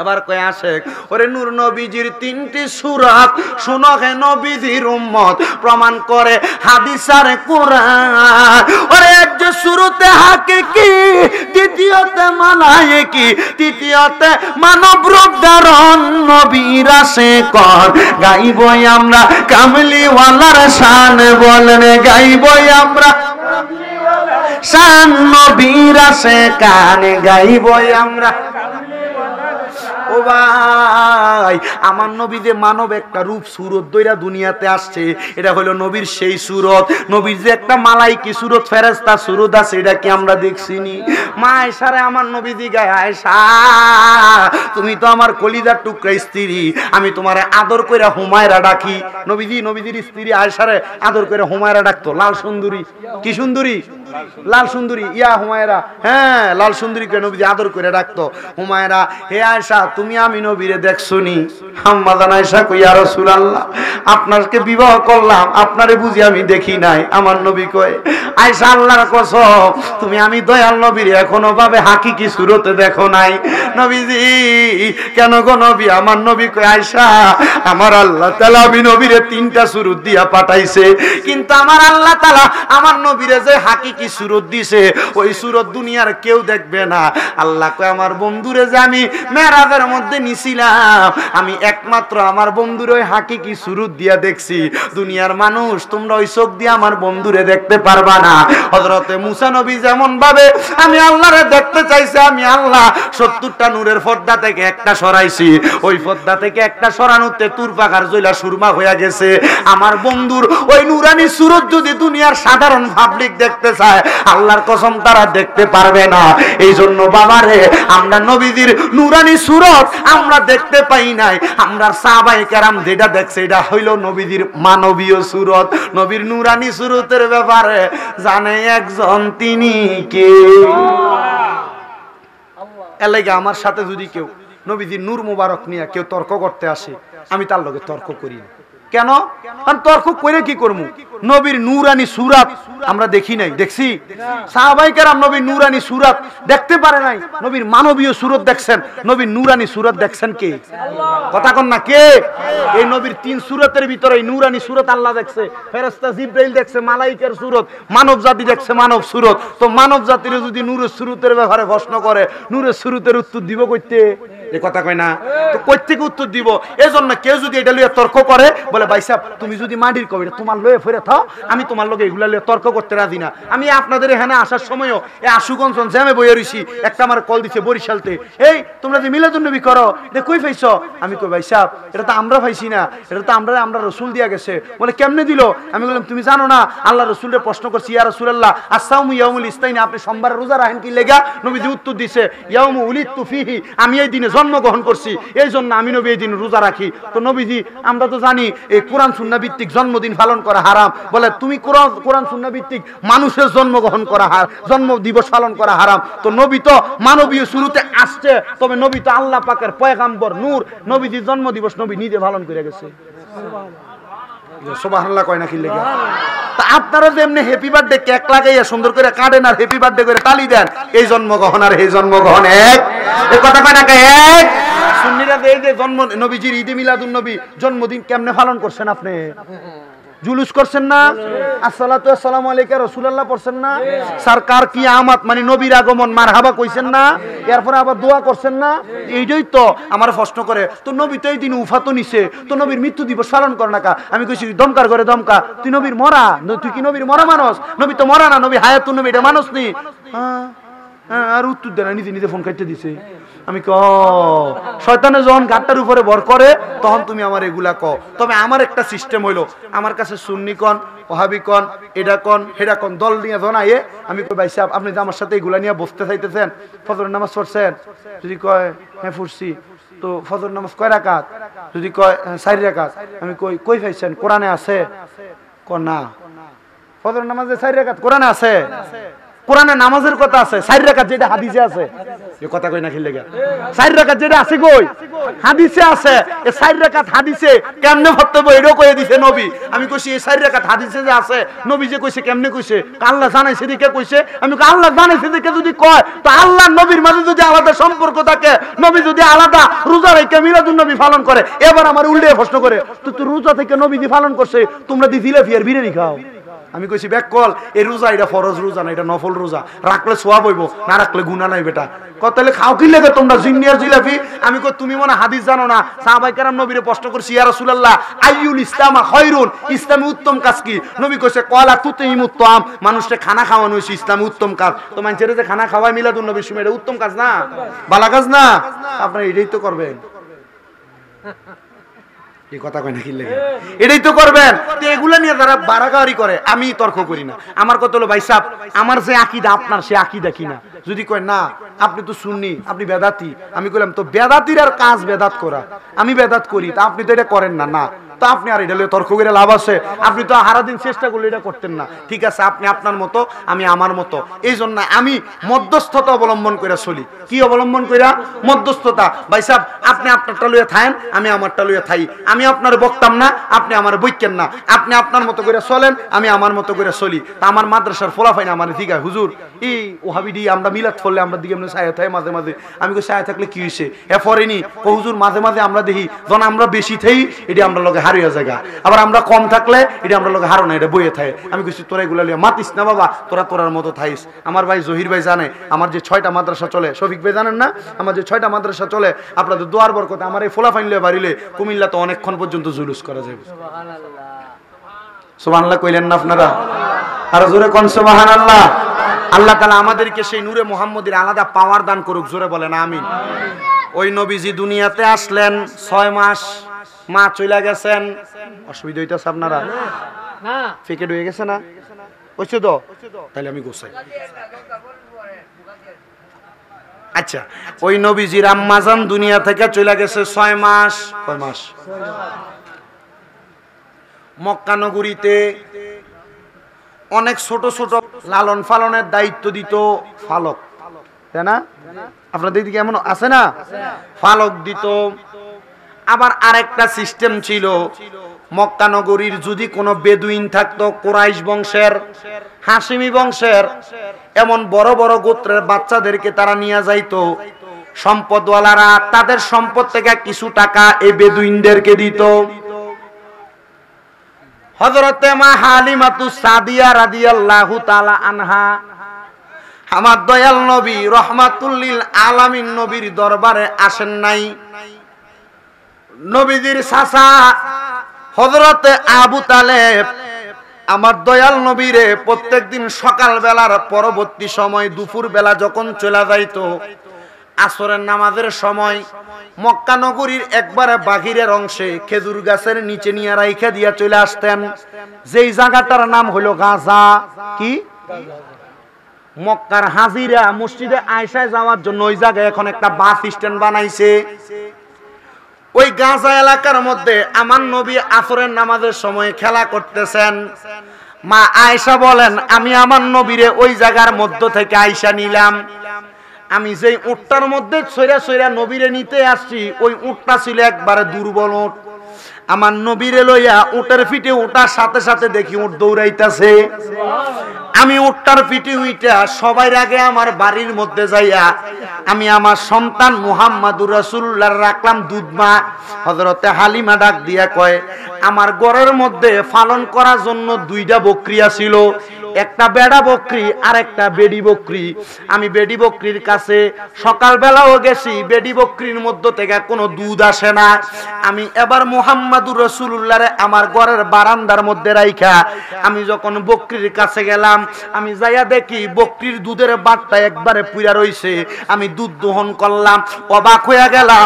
আমি দুধটা দহন করে আমি আমার সন্তান মুহাম্মাদুর রাসূলুল্লাহর কাছে যখন গেলাম, আমি যাওয়ার সাথে সাথে আমার সন্তান মুহাম্মাদুর রাসূলুল্লাহকে দেখলাম ওনার ডান হাতের শাহাদাত আঙ্গুলটারে এমনে লারে।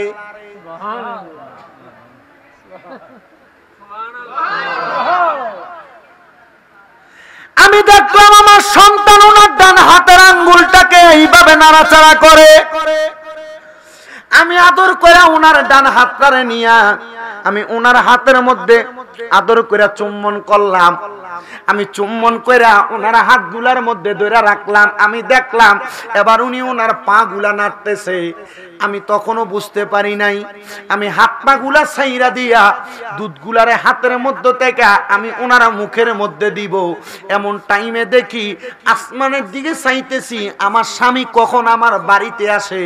এমন টাইমে দেখলাম আসমানের যে চন্দ্রটা আছে, চাঁদরায় আছে, এটার সাথে একটা তারা একবার ডাইনে যায় একবার বামে যায়, একবার ডাইনে যায় একবার বামে যায়। এবার আমি নিচে চাইয়া দেখি আমার সন্তান মুহাম্মাদুর রাসূলুল্লাহ ওনার ডান হাতটারে এমন ভাবে একবার ডাইনে একবার বামে নাড়াচাড়া করে। আল্লাহর কসম, হে জগৎবাসী, আমি দেখলাম মুহাম্মদ নবীর ডাইন হাতের আঙ্গুলটা যেই দিকে যায়, আসমানের তারাটা এই দিকে যায়। মুহাম্মাদুর রাসূলুল্লাহর আঙ্গুল মুবারক যেই দিকে যায়, আসমানের তারাটা সেই দিকে যায়। আমি বুঝলাম রে, উনি কোন সাধারণ ব্যক্তি না, উনি হইল আল্লাহ তাআলার পয়গম্বর মুহাম্মাদুর রাসূলুল্লাহ। জোরে জোরে কোন সুবহানাল্লাহ। মা হালিমা বলে, আমার ঘরে সেম বয়সের একটা বাচ্চা ছিল। আমি মুহাম্মাদুর রাসূলুল্লাহ সাল্লাল্লাহু আলাইহি ওয়াসাল্লাম রে আমার ডান বুকের দুধটা দিতাম পান করার জন্য। আল্লাহর কসম, আমার সন্তান মুহাম্মাদুর রাসূলুল্লাহ আমার ডান বুকের মধ্যে কোনোদিন মুখ লাগায় নাই। মা হালিমা ডাক দিয়া কয়, জগৎবাসী রে, আমার মুহাম্মাদুর রাসূলুল্লাহ আমার বাম দুগ্ধটা পান করছে, কিন্তু তিনি কোনোদিন দুইটা দুগ্ধের মধ্যে মুখ লাগায় নাই। তিনি যখন প্রাপ্তবয়স্ক 11 বছর বয়স, উনি আমার কাছে বলছে, মা হালিমা, আমি কেন দুইটা দুগ্ধের মধ্যে মুখ লাগাই নাই? কারণ আমার আর একটা ভাই আছে, আমি ওইটা জানি, ওই ভাইয়েরও হক আছে, তিনি আপনার বুকের দুধ পান করে। এই জন্য আমি একটা বুকের দুধ পান করছি, আর একটা বুকের দুধ পান করি নাই। এবার আমার দয়াল নবী আস্তে আস্তে যখন প্রাপ্তবয়স্ক, নবীর চাচার সঙ্গে আমার নবী যুদ্ধের আমার নবী ব্যবসা করার জন্য সিরিয়াতে যায়, শাম দেশে যায়, নজদ এলাকায় যায়, মানে বর্তমান রিয়াদ, আবুধাবি, বাহরাইন যে এলাকায়, এখানে যায়।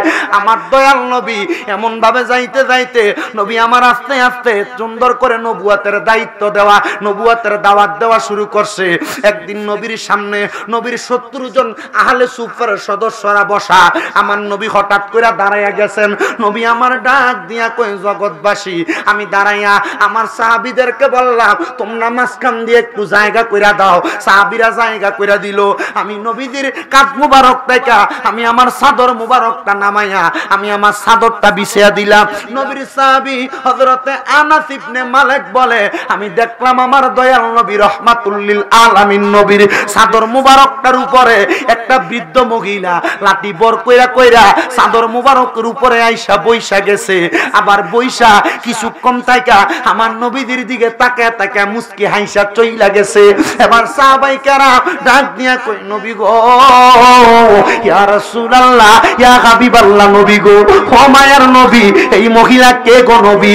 আপনার এই চাদর মুবারক পাওয়ার জন্য আমরা সাহাবায়ে কেরাম পাগল পারা। আপনার চাদর মুবারক পাইলে আমরা মরার পরে এই চাদরটারে আমরা কাফন বানাইতাম, কিন্তু নবী গো, আপনার চাদর মুবারকটা এই মহিলা তারা ফাও দিয়া ফারাইছে, এটার মধ্যে বসতে। আমার নবী কয়, সাহাবীরা, উনি আর কেউ না রে, কেউ না। আমার বাবা যখন দুনিয়ায় ছিল না, আমার মা যখন দুনিয়ায় ছিল না, উনি কইল ওই মহিলা যিনি তার বুকের দুগ্ধ আমি দয়াল নবীরে পান করাইছে, উনি আমার দুধ মা হযরতে হালিমা। আমি উনাকে বড় তাজিম করলাম। সাহাবায়ে কেরাম কয়, নবী গো, ইয়া রাসূলুল্লাহ, ইয়া হাবিবাল্লাহ, নবী গো, আপনি আপনার দুধ মারে এত সম্মান করলেন, নবী গো, দুধ মারে এত তাজিম করলেন, আমাদের গর্ভধারী মারে আমরা কত তাজিম করব। আমার নবী কয়, উম্মত, কপাল পোড়া তো ওই উম্মত, হতভাগা তো ওই উম্মত, কপাল পোড়া তো ওই উম্মত যারা তাদের মা বাপরে দুনিয়াতে জীবিত পাইছে, কিন্তু আল্লাহ তাআলার জান্নাত তারা ক্রয় করে নিতে পারে নাই। ইয়া রাসূলুল্লাহ, বুঝলাম না। আমার নবী কই, কারণ যদি মা বাবা বেঁচে থাকে, ওই সন্তান যদি তার মা বাবার খেদমতের মাধ্যমে আল্লাহর জান্নাত দুনিয়াতে হাসিল করতে পারে গো, আমার আল্লাহ তাআলা তারে দুনিয়াতেও দামি বানাই, আখিরাতেও দামি বানাই। নবীজি, আমরা আমাদের মারে কত সম্মান করব। আল্লাহর হাবিব কয়, উম্মত শুনে নাও, যদি তুমি দুনিয়ার জমিনে তোমার গায়ের চামড়াটা কাইটা তোমার আম্মা জানকে জুতা বানিয়ে দাও, তোমার আম্মা জানের বুকের দুগ্ধের মধ্যে তুমি যে একটা টান দিছ, একটা টানে তোমার আম্মা জানের বুকের দুগ্ধের যতগুলা রগের মধ্যে টান পড়ছে, এক টান দুধের দাম তুমি পরিশোধ করতে পারবা না। ইয়া রাসূলুল্লাহ, বর্তমান জামানার মধ্যে এমন অনেক সন্তান আছে যারা মায়ের বুকের দুগ্ধগুলা টাইনা টাইনা খাইছে, কিন্তু তারা তাদের মারে ভাত দেয় না, তারা তাদের বাবারে ভাত দেয় না, তাদের মা বাপরে খাওয়ানি নিয়া এলাকার মধ্যে দরবার বিচার করা লাগে। এ সন্তান, কোন মারে ভাত দাও না, কোন বাবারে ভাত দাও না, তুমি তোমার মা বাপরে ভাত না দেওয়ার কারণে, আম্মা আব্বারে খানা না দেওয়ার কারণে, তুমি জানো না দুনিয়ার মা বাপ হয়তো তোমার চোখের সামনে তোমারে রাগান্বিত বোঝায় না, কিন্তু তোমার মা বাপরে খানা না দেওয়ার কারণে, খারাপ আচরণ করার কারণে তোমার আম্মা আব্বা নারাজ হইতেও পারে, নাও হইতে পারে। ওই মা বাপরে যেই ক্ষুধা পাঠাইছে, ওই ক্ষুধা লামোকানে বৈশা বৈশা নারাজ হইয়া যায়। লাখ টাকা কামাই করতে পারবা, আল্লাহর কসম ওই টাকা দিয়া কোনো লাভ হবে না। এ সন্তান, দাও পারলে তোমার পাও গুলা আমার সামনে দাও, আমি শামীম দাদার জিব্বা লাগাইয়া তোমার পাও পরিষ্কার করে দিব। অনেকে চিন্তা করে, হুজুর কেন গো আমার পায়ের মধ্যে কেন আপনার জিব্বা লাগাইবেন? অনেক সন্তান আছে যারা 3 ভাই 4 ভাই 5 ভাই, এক সপ্তাহ মা এক ঘরে ভাত খায়, আরেক সপ্তাহ আরেক ঘরে ভাত খায়, আরেক সপ্তাহ আরেক ঘরে ভাত খায়। মা বাপরে এমন ভাবে ভাগ কইরা কইরা খানা দাও। সন্তান তুমি হয়তো জানো না তোমার মা বাপ এমন ভাবে ভাগ কইরা কইরা খানা খাইতে লজ্জা পায়, কিন্তু মুখটা ফুইটা বলে না। বয়স হয়ে গেছে, মা বাপ কিন্তু সব সময় একরকম তরকারি খাইতে পছন্দ করে না। বয়স হওয়ার কারণে জিহ্বার স্বাদ নষ্ট হয়ে যায়। মা বাপরে আজকে এখান থেকে যায় বলবা, ও মা, ও আব্বা জান, 7 ঘরের মধ্যে 4 ভাইয়ের ঘরের মধ্যে আপনি গুইরা গুইরা ভাত খাওয়া লাগবে না। আজকে থেকে আপনারা মা বাবা আপনাদের ঘরে থাকবেন, প্রত্যেক ওয়াক্তে 4 ঘর থেকে 4 রকমের তরকারি আপনার সামনে আসবে। আপনারা কেন আমাদের ঘরে যাবেন? আপনাদের যার ঘরে মন চাইব তার ঘরে খাইবেন। আজকের মাহফিল কবুল হবে কি হবে না এটার গ্যারান্টি আমি দিতে পারি নাই। আমার ভাই শফিকুল ইসলাম পাগলা মানুষ, তার ভাই তাজুল ইসলাম মানুষ, তারা 2 ভাই মিলা তাদের মা বাবার জন্য এই মাহফিলের আয়োজন করছে। এই মাহফিল কবুল হবে কিনা এটার গ্যারান্টি কেউ দিতে পারবে না। তবে আমি একটা কথা বইলা যাই, আগামী কালকে যখন দেখবেন এলাকার সন্তানেরা তাদের মা বাবার পায়ে ধরে মাপ চাইছে, এলাকার মুরব্বীরা চা দোকানে বৈশা বলে শামীম রাজা আজকের মাহফিলে বয়ান করার কারণে আমার ফুতে আমার পায়ে ধরে মাপ চাইছে, শামীম রাজা বয়ান করার কারণে আমার সন্তান আমার পায়ে ধরে মাপ চাইছে। আমার সন্তান কোনোদিন আমরা মা বাপরে কষ্ট দেয় নাই। এ সন্তান মা বাপরে কষ্ট দেওয়ার না দাও, ওয়াদা করো এখান থেকে বাড়িতে যে মা বাবার পাও ধরবা।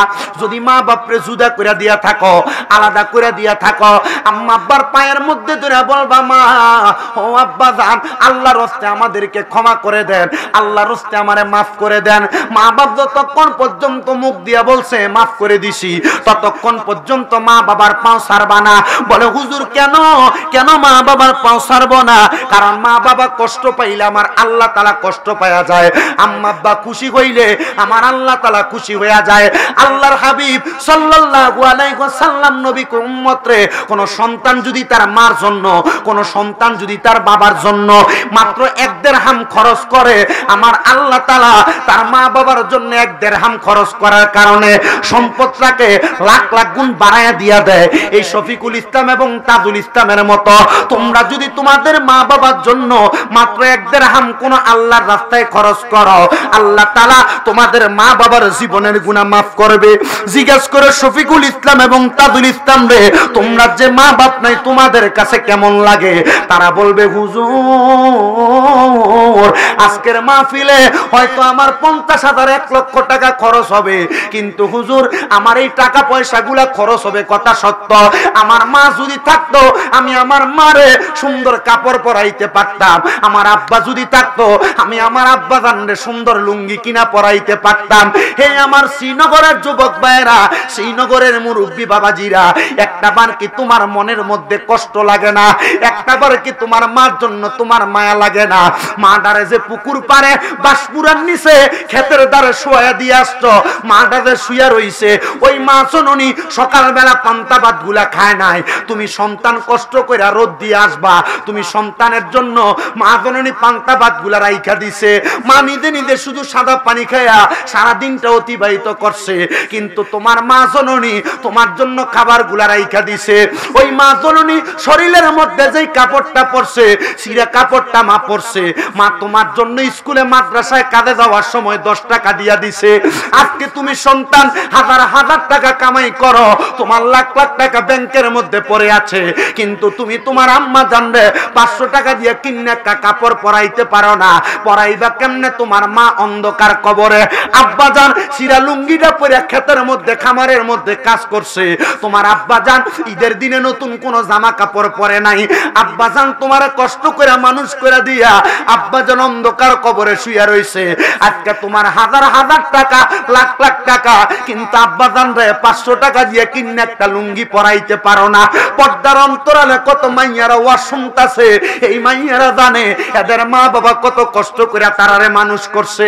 আব্বা আম্মা দুনিয়ার জমিনে জন্ম দেওয়ার পরে নিজে না খেয়ে তাদেরকে 2-1 টাকা দিয়ে দিতে সাধুনি কেনার জন্য। এখন বাবার বাড়িতে যাওয়ার পরে মার মুখ দেখে না, আব্বার মুখ দেখে না, ঈদের চান্দার সময় মা বাপরে 2-1 টাকা পর্যন্ত দিতে পারে না। আল্লাহ তাকায়া দেখেন আজকে শ্রীনগরের পশ্চিম পাড়ার মাহফিলে, কমলার বাড়ির মাঠের মাহফিলে কত সন্তানেরা মা হারায়া বসছে, কত সন্তানেরা বাবা হারায়া বসছে। শফিকুলের আম্মার মতো, শফিকুলের আব্বার মতো, যাদের এমন মা নাই, যাদের এমন আব্বা নাই, তাদের প্রত্যেকের আম্মায় আব্বার কবর জান্নাতের বাগান বানাও। ও আল্লাহ, যাদের মা বাবা বেঁচে আছে, আম্মা আব্বার হায়াতের মধ্যে বরকত দান করো, আম্মা আব্বার মনের আশা পূরণ করো। সন্তান রে, আমি আবারও তোমাদের কদমে হাত দিয়া বলি, লাখ টাকা কামাই করতে পারবা, যদি মা বাবার মনে কষ্ট দাও শান্তি পাইবা না। কোটি টাকা কামাই করতে পারবা, আম্মা আব্বার মনে কষ্ট দিলে শান্তি পাইবা না। তুমি কোনো কিছু করার আগে আম্মা আব্বারে বলবা তুমি কোনো কিছু করবা কিনা। আম্মা আব্বারে তুমি 5, 10, 100 টাকা হাতের মধ্যে দিবা খরচের জন্য। হুজুর কেন? কারণ মা বাপ মরলে 100 টাকা দেওয়ার মতো তোমার সুযোগ নাই। যাদের মা বাপ নাই জিজ্ঞাসা করো, এরা কামাই করে কথা সত্য, আম্মা আব্বার হাতে 100 টাকা চা খাওয়ার লেগে, ফান খাওয়ার লেগে দিতে পারে না। লাভ কি তোমার এই টাকা দিয়া, যদি তোমার টাকা পয়সা দিয়া মা বাপ সুখ শান্তি না পায়? এই জন্য সবার কাছে আবদার, আমার আল্লাহর কাছে দোয়া করবা, আল্লাহ যেন মা বাপরে মাফ করে দেয়। আর যাদের মা বাপ আছে, তারা আজকে এখান থেকে যে মা বাবার পায়ে ধরবা, আর শুধু পায়ে ধরবা না, আম্মা আব্বার পায়ের মধ্যে সুমাও দিবা। হুজুর কেন? কারণ আম্মা আব্বার পায়ে সুমা দিলে আল্লাহর জান্নাতের চৌকাটে চুমা দেওয়ার সওয়াব পাওয়া যায়। আমি গুনাহগার, ওই মা বাবার পায়ে চুমা দিছি বিদায় আল্লাহ তাআলা আমারে দিয়া দিনের খেদমত করায়। বলে হুজুর শিরিক হবে না, বেদাত হবে না? না না না, শিরিক বেদাতের চিন্তা মুহাব্বতে চলে না। মুহাব্বতের বেলায় আল্লাহ তাআলার কাছে তুমি কতটুকু প্রশংসনীয় সেটা শুধু চলবে। আল্লাহ যেন যাদের মা কবরে, বাবা কবরে, নূর নবীর উসিলায়, মিলাদুন নবীর উসিলায় আম্মা আব্বার কবরের আযাব মাফ করে, যাদের মা বাবা বেঁচে আছে আম্মা আব্বার হায়াতে বরকত দান করে। আসলেন নবী রবিউল আউয়ালের শুভে সাদিকে, ওই নবীকে তাজিমে সালাম দেই আমরা সকলে, ইয়া নবী সালাম। আল্লাহুম্মা আমিন। আলহামদুলিল্লাহি রাব্বিল আলামিন। আসসালাতু ওয়াসসালামু আলা রাসূলিহিল কারীম। রব্বানা যালামনা আনফুসানা ওয়া ইন লাম তাগফির লানা ওয়া তারহামনা লানাকুনান্না মিনাল খাসিরিন। রব্বানা আতিনা ফিদ দুনিয়া হাসানাতাও ওয়া ফিল আখিরাতি হাসানাতাও ওয়া কিনা আযাবান নার ওয়া কিনা আযাবান সাকরাতুল মাউত ওয়া কিনা আযাবাল কবর ওয়া কিনা আযাবাল হাসর ওয়া কিনা আযাবাল ফুসরাত ওয়া কিনা আযাবাল ইয়াউমাল কিয়ামাহ। মাবুদু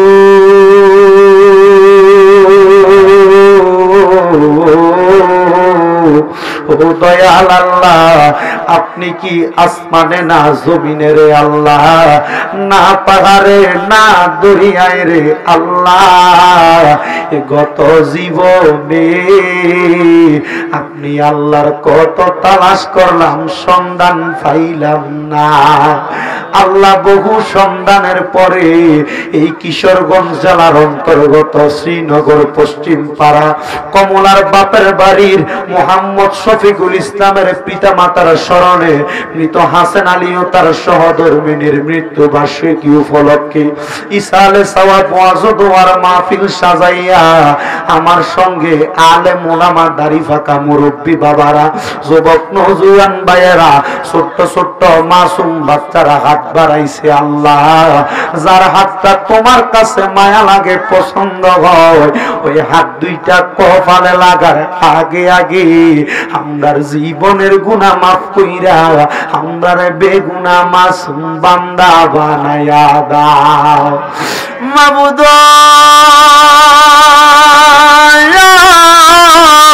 তুমি যদি আমরারে মাফ কইরা দাও গো আল্লাহ, আল্লাহ তুমি কারোর কাছে জবাব দেওয়া লাগবে না। যদি রহমত দিয়া ভরপুর কইরা দাও আল্লাহ, তোমার রহমতের কোনো কমতি হবে না। রহমানুর রহিম নামটি তোমার আল্লাহ আছে আমরা জানা, ওই নামের সিলাই গো গুনাহ করে দাও না ক্ষমা। আমরা পাপী গুনাহগার গো, আল্লাহ হাজি তোমার দরবারে, দয়া কইরা মাফ কইরা দাও নূর নবীর খাতিরে। রব্বুল আলামিন আল্লাহ আজকের মুনাজাতের গাদিয়া সোনার মক্কা মদিনার সবুজ গম্বুজের নিচে সোনালী রওজা পাকে আমার দয়াল নবীর দরবারে নবীর যত সাহাবায়ে কেরাম তাবিন তাবে তাবিন খোলাফায়ে রাশিদিন সালফে সালেহিন নুজাবানু কাবাদ দালাখিয়া দরবার আমার গাউসে পাকের দরবার আলা হযরতের দরবার খাজা গরিবে নওয়াজের দরবারে বাহাউদ্দিন নকশবন্দি মুজাদ্দিদ আল-ফিসানি সকল তরিকতের ইমাম মাযহাবের ইমামদের দরবারে কবুল আর মঞ্জুর করে নাও দয়াল রে। আজকের মুনাজাতের মধ্যে তিনটা শ্রেণীর মানুষ হাত বাড়াইছে। একটা শ্রেণীর মানুষ আছে যাদের জগতের মধ্যে আব্বা নাই, যেই বাবা রিকশা চালাইয়া নৌকা চালাইয়া মাথার গাম পায়ে ফালাইয়া পরের বাড়িতে বদলার কাজ কইরা নিজের রক্তরে পানি বানাইয়া সন্তানরে মানুষের মতো মানুষ কইরা দিছে। জানি না কার জানি এমন আব্বা জান অন্ধকার কবরে। আল্লাহ যাদের এমন আব্বাই অন্ধকার কবরে রে আল্লাহ, আব্বার কবর তুমি আল্লাহ জান্নাতের বাগান বানায়া দাও আল্লাহ। এমন অনেক সন্তান হাত বাড়াইছে যেই সন্তানের জগতের মধ্যে মা নাই আল্লাহ, যেই মায়ের দিকে নেক নজরে তাকাইলে কবুল হজের সওয়াব হইয়া যায়, যেই মারে মা কইয়া ডাক দিলে কলিজার আগুন ঠান্ডা হইয়া যায়। এমন অনেক সন্তান আছে এমন মারে কবর দিয়ে হাত বাড়াইছে। আবার এমন অনেক কপাল পোড়া হতভাগা সন্তান আছে মাও নাই বাবাও নাই, জন্মের তিল হইয়া গেছে রে আল্লাহ। মাবুদ ও যাদের এমন মা বাবা দুইজন অন্ধকার কবরে, আম্মা আব্বা দুইজনের কবর জান্নাতের বাগান বানায়া দাও।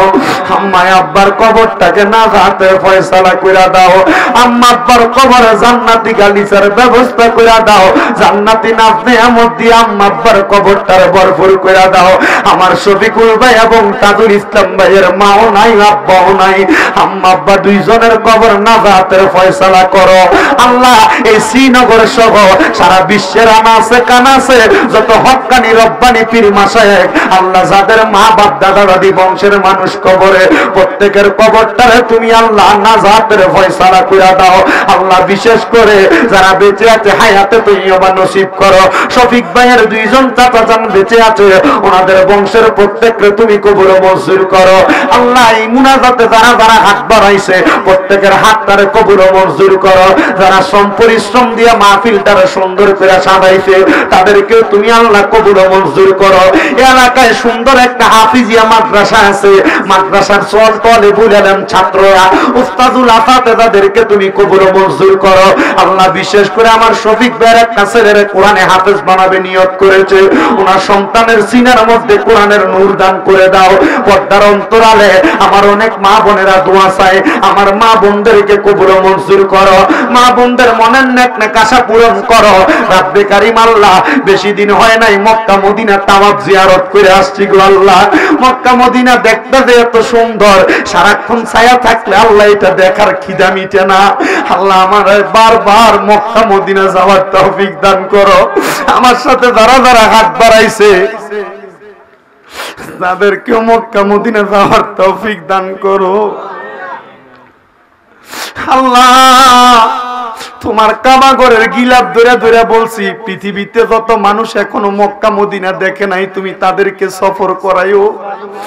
আমি পাপী মানুষ আল্লাহ, জানি না দোয়া কবুল করবা কিনা। মানুষ সম্পদের মালিক, কিন্তু মাত্র 1.5-2 লাখ টাকা খরচ করে মানুষ তোমার বাড়িতে যাইতে চায় না রে আল্লাহ। আল্লাহ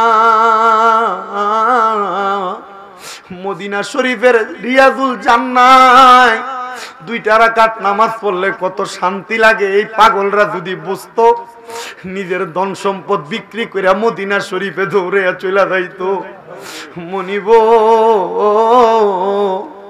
যখন বাবু সালাম দরজাটা দিয়া ঢুকার সাথে সাথে নবীজি রওজা মোবারকের দিকে হাইটা হাইটা যায়, মানুষের মনের অজান্তে চোখের পানিগুলা টপ টপ করে পড়ে।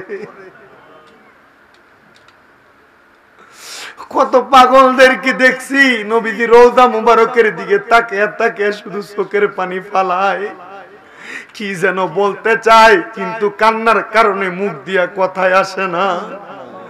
আল্লাহ, জীবনে বড় শখ ছিল রাসূলের রওজা মুবারক দেখব। আল্লাহ, এবার ঘুমের ঘরে স্বপ্নে ওই রাসূলকে একবার দেখাইও। মনিব রে, জানি না আমি অদমের দোয়া কবুল করবা কি করবা না। আল্লাহ, আল্লাহ যার নাম রেখেছো তুমি মোহাম্মদ রাসূল, সেই নামের উসিলায় দোয়া করো হে কবুল, আল্লাহ করো হে কবুল। যার নাম রেখেছো তুমি মোহাম্মদ রাসূল, ওই নামের উসিলায় দোয়া করো হে কবুল, আল্লাহ করো হে কবুল। আল্লাহ, বিশেষ করে আমার একজন ভক্ত বরুড়ার ভঙ্গুয়া থেকে ফাতেমা খাতুন, উনি দোয়া চাইছেন। আল্লাহ, ওনাকে আপনি কবুল ও মঞ্জুর করে নেন। দেশ বিদেশের অনেকে দোয়া চাই। আমার একজন বোন ফরিদপুর থেকে, উনি আমার মাদ্রাসার জন্য 40 খানা কোরআন শরীফ দিয়া উনি দোয়া চাইছে। ওনার সন্তান বিদেশে আছে। আল্লাহ, আমার বোনের সন্তানটারে কবুল ও মঞ্জুর করে নেন। বিশেষ করে কুমিল্লার মুদাফফারগঞ্জের আমার একজন বোন, ওনার কলিজার টুকরা নাতনির জন্য দোয়া চাইছে। আল্লাহ যেন ওনার নাতনিটাকে একটা নেক সন্তান দান করি। আল্লাহ, সবার দোয়াগুলো আপনি কবুল ও মঞ্জুর করেন। আল্লাহ, অনেকের মনে অনেক আশা, অনেকে ব্যক্ত করতে পারতেছে না। সবার পক্ষ থেকে আমি মাফ চাই, ক্ষমা করে প্রত্যেকের দোয়াগুলা কবুল মঞ্জুর করেন। এই মাহফিল কিয়ামত পর্যন্ত দায়েম এবং কায়েম রাখেন। আল্লাহ, ফরিয়াদ আপনার দরবারে, মরণ দিবা দুঃখ নাই, মরণের আগে বারবার মক্কা মদিনা আমাদেরকে তাওয়াফ জিয়ারত করায়া আখিরি জামানে মধুরি কালেমা পড়াইয়া দিয়েন, লা ইলাহা ইল্লাল্লাহু মুহাম্মাদুর রাসূলুল্লাহ সাল্লাল্লাহু আলাইহি ওয়াসাল্লাম। আসসালামু আলাইকুম ওয়া